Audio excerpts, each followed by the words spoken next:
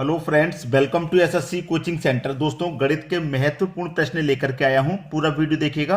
तो चलिए स्टार्ट करते हैं। पहला प्रश्न है 100 रुपये और 50 रुपये के 32 नोट का मूल्य 2000 रुपये है, तो 50 रुपये के नोटों की संख्या ज्ञात करें। हमारे पास दोस्तों 100 रुपये के नोट हैं और 50 रुपये के नोट हैं। ठीक है, 50 रुपये और 100 रुपये के नोट हैं। जिन नोटों का योग कितना बैठेगा, 2000 रुपये मूल्य बैठेगा। और टोटल नोट हमारे पास 32 हैं। ठीक है, टोटल नोट 32 हैं, तो 50 रुपए के नोटों की संख्या कितनी होगी। मैं मान लेता हूं कि भाई 50 रुपए के नोटों की संख्या जो होगी वो x होगी। हमें पता नहीं है कितनी होगी, तो मैंने x मान लिया। ठीक है, x मान लिया। तो मैं करूंगा क्या, हमारे पास टोटल नोट 32 हैं।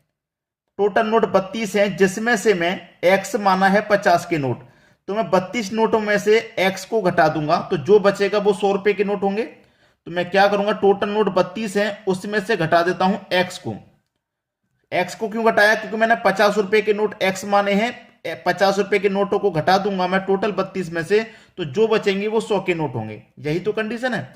अब देखिए, 50 का गुना x से कर लो तो ये हो जाएगा 50x। ठीक है, और 100 का गुना 32 से करो तो ये 3200, माइनस 100 का गुना x से करो तो 100x। ठीक है, अब देखिए यहां पर अगर इन दोनों को जोड़ते हैं तो दोनों का मूल्य कितना आता है दोस्तों। ये मैंने दोनों को जोड़ा तो दोनों का मूल्य जो आ रहा है वो आ रहा है 2000 रुपए। भाई देखिए, ये मेरे पास 100 रुपए के नोट हो गए, ये 50 रुपए के नोट हो गए, और दोनों का मूल्य आ रहा है 2000 रुपए। यहां पर दिया रखा, मैंने इसको 2000 के बराबर रख दिया। ठीक है, अब देखिए ये जो मेरे पास 2000 है बराबर के इधर है, मैं इसको बराबर के इधर ले आऊंगा तो माइनस का हो जाएगा, क्योंकि इधर प्लस का है तो इधर आके माइनस का। तो 3200 में से 2000 घटा दूंगा तो बचेगा कितना भाई, 1200 बचेगा। 1200 बचेगा कि नहीं बचेगा, 1200 बचेगा बराबर। अब देखिए ये माइनस का 100 बराबर के इधर आ जाएगा। भाई माइनस का 100 बराबर के इधर आ जाएगा तो प्लस का 100, प्लस का 100 हो जाएगा। और ये प्लस का 50x माइनस के इधर आ गया तो माइनस का हो जाएगा, तो बचेगा क्या आपके पास 50x। ठीक है भाई, यहां पे सीधा सीधा कंडीशन चाहो तो यहीं पे सोल्व कर लो। माइनस के 100x प्लस के 50x बटेगा, बचेगा क्या माइनस का 50x, और माइनस के 50x को बराबर के इधर ले आएंगे तो प्लस का 50x।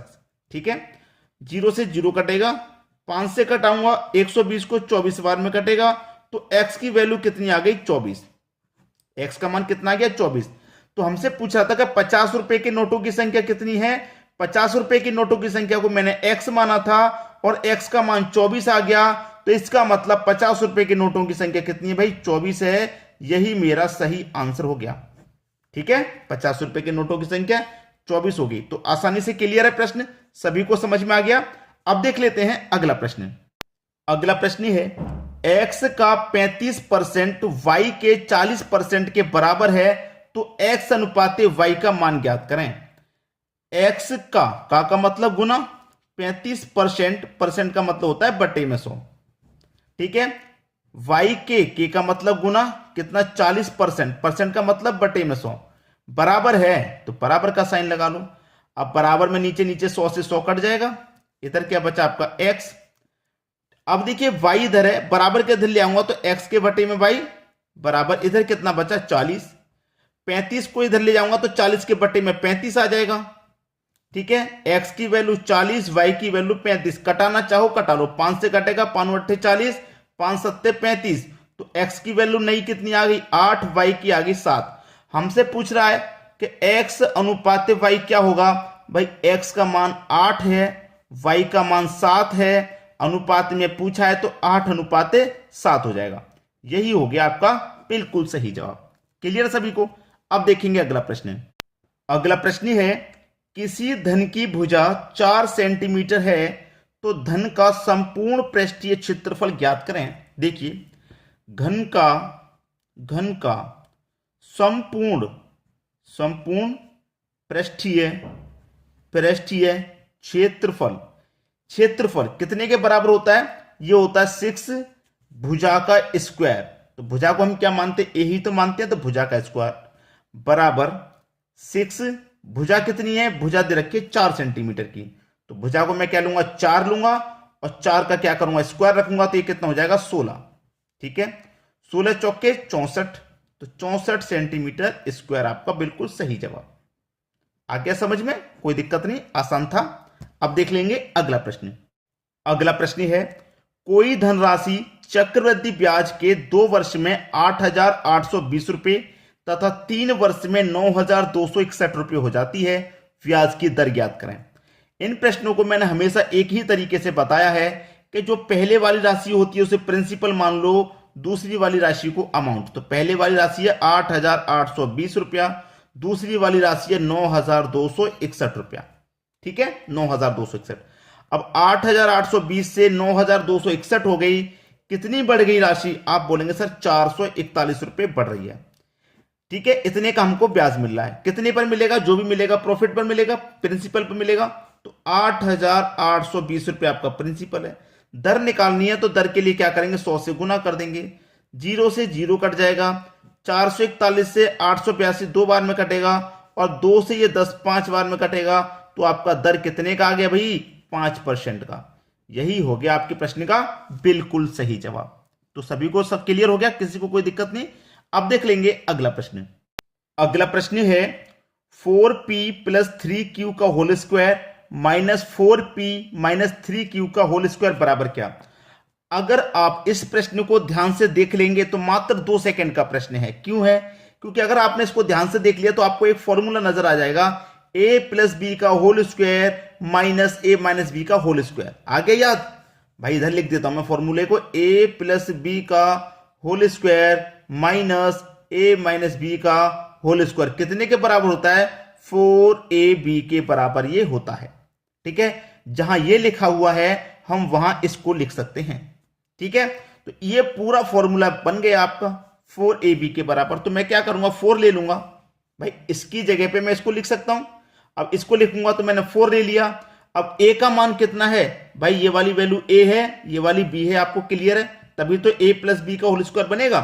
तो a कितना है आपका? 4p। a है आपका 4p, ठीक है, गुने b कितना है? 3q। 3q है भाई, कर लो आप, कोई दिक्कत नहीं। 4 चौके 16, 16 त्रिका 48, 48 pq भाई। 4 चौके 16p हो गया। अब 16 का गुना मैं 3 से करूंगा तो 48 pq हो जाएगा, क्योंकि तीनों संख्या गुना में ही तो है। तो ये तीनों संख्या आ गई 48 pq, आपका प्रश्न का बिल्कुल सही जवाब। तो प्रश्न में उतना दम नहीं था जो आपको कठिन लगे, परेशान करे, आसानी से हो गया। अब देख लेंगे अगला प्रश्न। अगला प्रश्न है, किसी त्रिभुज के भुजाओं का अनुपात 3 5 3 4 5 है। यदि परिमाप 36 सेंटीमीटर है तो त्रिभुज का क्षेत्रफल ज्ञात करो। देखिए, परिमाप आपको दिया गया, परिमाप मतलब 36 सेंटीमीटर। तो मैं आपको सबसे पहले एक चीज नोट कर लीजिए कि परिमाप का मतलब क्या है। परिमाप का मतलब है तीनों भुजाओं का योग। ठीक है, क्योंकि त्रिभुज में क्या होता है? तीनों भुजाएं होती हैं। त्रिभुज में क्या होता है? 3 भुजाएं, और तीनों भुजाओं का आपके पास अनुपात दे रखा है 3 4 5, और अनुपातों का आपको तीनों भुजा, परिमाप का मतलब मैंने क्या बताया? तीनों भुजाओं का योग। तो आपके पास जब अनुपात है 3 4 5 और योग है आपके पास, योग मेरे पास कितना है? 36 है। तो मैं अनुपात का भी योग कर लूंगा, 3 और 4 7 5 12। तो इस योग में अनुपात के योग से डिवाइड कर दूं, 12 त्रिका 36, 3 बार में गया। हमारे पास अनुपात कितना कितना है? 3:4:5, यही तो है। अब मैं 3 का गुना 3 में करूंगा तो 9, 3 चौके 12, 3 पंजे 15। ठीक है, चलिए मैं यहां पर एक त्रिभुज बना लेता हूं। मैंने क्या काम किया? यहां पर एक त्रिभुज बना लिया, त्रिभुज बना लिया। अब आपका आधार कितना हो जाएगा? 12। ठीक है, हाइट कितनी हो जाएगी? 9, और ये कर्ण कितना हो जाएगा? कर्ण हो जाएगा आपका 15। ठीक है, ये हो गया आपकी तीनों भुजाएं। अब हमसे पूछ क्या रहा है? त्रिभुज का क्षेत्रफल ज्ञात कीजिए। हमसे पूछ रहा है कि त्रिभुज का क्षेत्रफल पता करना। भाई क्या होगा त्रिभुज का क्षेत्रफल? तो त्रिभुज का क्षेत्रफल क्या होता है? 1/2 इंटू आधार गुने ऊंचाई, ये होता है आधार गुने ऊंचाई। भाई कभी भी त्रिभुज का क्षेत्रफल निकालें तो 1/2 इंटू आधार इंटू ऊंचाई। तो निकाल लीजिए 1/2, आधार कितना है? 12 है, तो 12 ले लीजिए। ऊंचाई कितनी है? ऊंचाई आपकी 9 है, तो 9 ले लीजिए। अब 2 से 12 6 बार में कटेगा, 6 ने 54, 54 हो गया। भाई त्रिभुज का क्षेत्रफल कितना निकल गया? 54। तो 54 आपके प्रश्न का बिल्कुल सही आंसर हो जाएगा, 54 सेंटीमीटर स्क्वायर, क्योंकि सेंटीमीटर में था ना, तो 54 सेंटीमीटर स्क्वायर यही आपके प्रश्न का बिल्कुल सही जवाब है, 54 सेंटीमीटर। तो इस तरीके के प्रश्न को अब आप आसानी से बना लेंगे। अब देखेंगे हम अगला प्रश्न। अगला प्रश्न है 1800 रुपए को 2.7 में बांटा जाता है तो बड़ा भाग कितना होगा। आसानी से बना लिया। 2.7 ये ए है ये बी है, मैंने दोनों को अलग अलग नाम दे दिया। जो ए का अनुपात है 2, बी का अनुपात 7। ठीक है, 1800 रुपए का योग है, इन दोनों में बांटना है। जब आपके पास योग 1800 है तो आप अनुपात का भी योग कर लो, तो 7 और 2 9, तो इस योग में अनुपात के योग से डिवाइड कर दो। 9 दूने का 18 और 2 जीरो मतलब 200। पूछा क्या है, बड़ा भाग, तो जो अनुपात में बड़ा होगा उसी का भाग बड़ा होगा, तो 7 बड़ा है।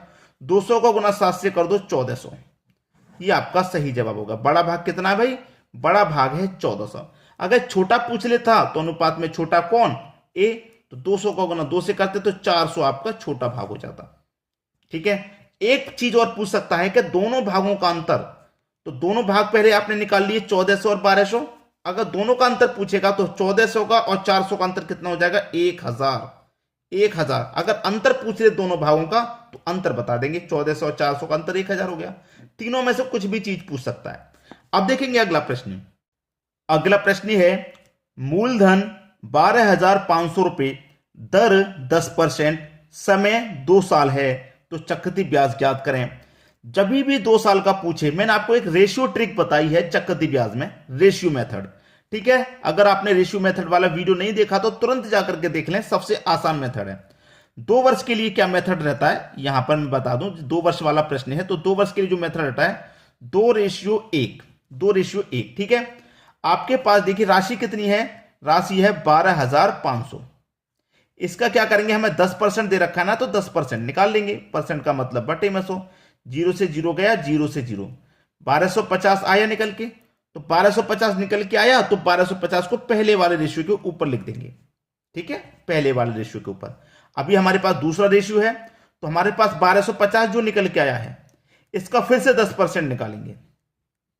2 0 से 2 0 गए, 125 आया।